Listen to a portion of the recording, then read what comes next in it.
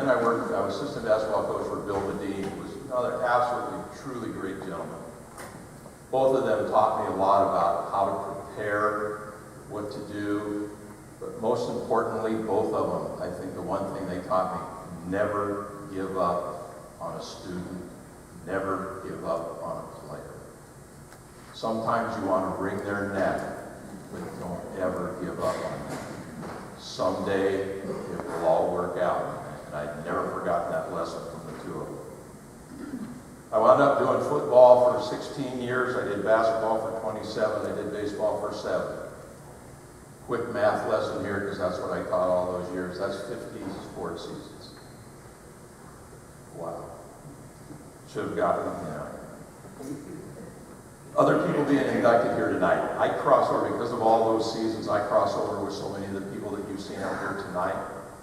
I can even go back to the 49 Edmonds football team. I even know some of those people. That's how old I've got. They're really old.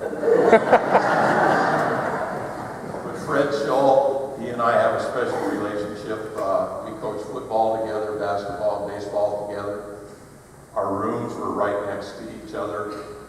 For those 25 years that we taught together, we both taught math. Sometimes I would hear him pounding on the wall over there. He'd be yelling at students. I'd have to go over and calm him down.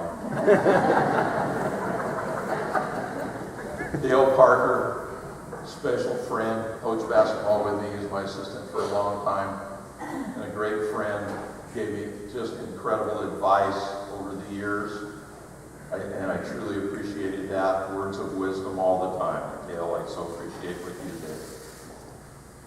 The other people that I crossed over with here, Mike Pittis, Mike Hess, Tom Campbell, Bryce, Bruce Evans. You know what the one thing they all have in common? It's not coaching. They were all great teachers. And that's what this was about. It's about teaching. And they were all great teachers. Mike Hess was a history teacher. Mike, wrestling and I'm in basketball, so our seasons are together, right? His locker and my locker were together all the time. I had to smell all that sweaty wrestling all the time. But it was interesting. Mike and I had a special relationship. It wasn't about sports. It was about education. It was about history. What are you doing in history? What are we teaching in history? Why is it important? And he and I bonded that way, and I always respected him for that. Teachers. Tom Campbell was a great teacher. I mentioned that this is how we dress. When we started teaching in 1969 at Edmonds High, you were told to wear slacks, a shirt, a tie, and a coat. Everybody did that but Tom Campbell. Tom Campbell wore a shirt, a tie, blue jeans, and his running shoes. Nothing was ever said. I've been around so long, I outlasted 4 superintendents, 3 athletic directors, and 7 principals.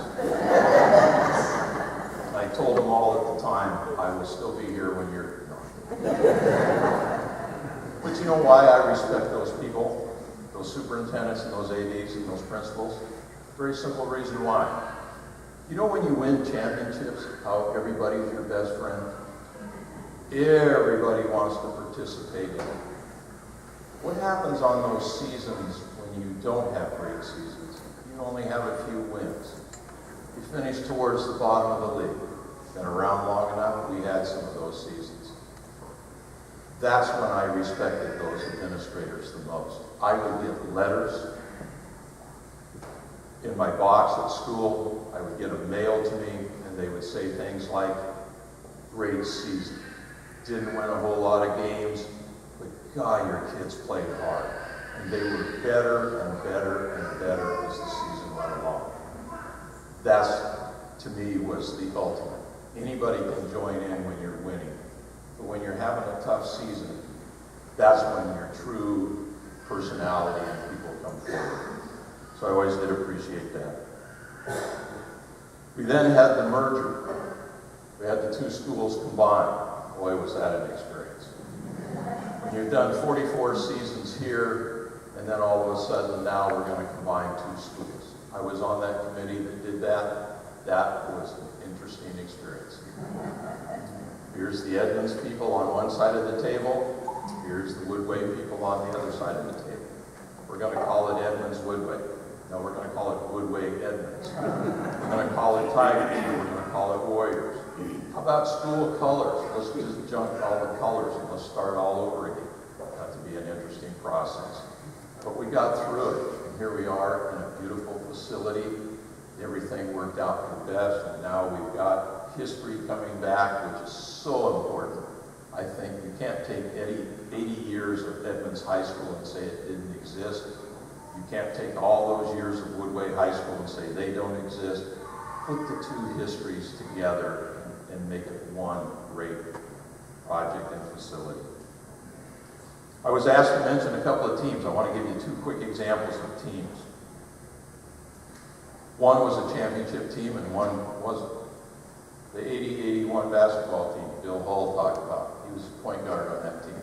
We were picked for last place. We started out 3-3. We lost a short rest by 32 points early in the season. It looked bad. I didn't really like what was going on. I kicked the players out of the gym for a week, told them to take some time off, and then we'd come back and we'd see what we could do. Like Billy said, Bill said we ran off about 16 in a row, and we wound up winning the conference championship. Standing in front of the student body at the pep assembly prior to the championship game, which was up at Marysville. This is the only time in my career I told students to be totally disobedient. I told them when we won the game, there was no doubt we were going to win the game. They'd beaten us by 32. They had 6 Division I players on their roster. We had none. We will beat them. I promise you, we will beat them. I remember the players were lined up in front of me, and they all turned around and looked at me like, whoa, what the heck are you talking about? We will win. Here's the deal. You go to the game, ride those those Ruger buses up there, drive up there, whatever you want to do, fill the stands. When we win the game, towards the end of the game, they're going to tell you 100 times on the PA, students, do not come down on the floor. I'm telling you right now, you come down on the floor. And we did. The other one is the 76-77 girls basketball team. It was the one year that I coached girls basketball. We had all the levy failures. Some of you remember those. We were down to one varsity team. All the assistants got laid off. They asked me to do the girls basketball team. They had won one game in the first 3 years of girls basketball.